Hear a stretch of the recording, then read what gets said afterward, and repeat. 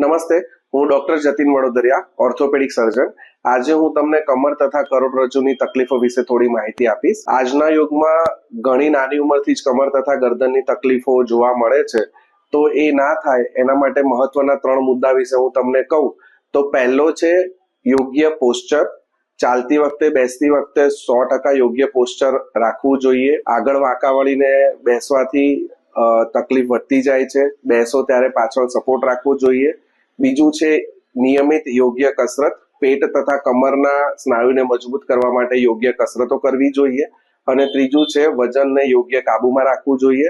વધારે પડતા વજનથી કરોડરજ્જુ પર 100% ભાર વધતો હોય છે.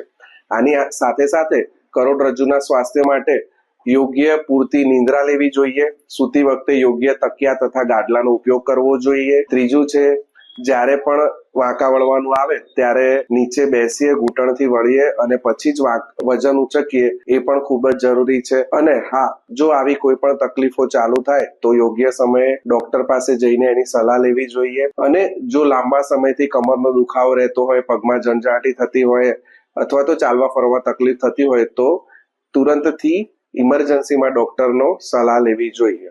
આભાર.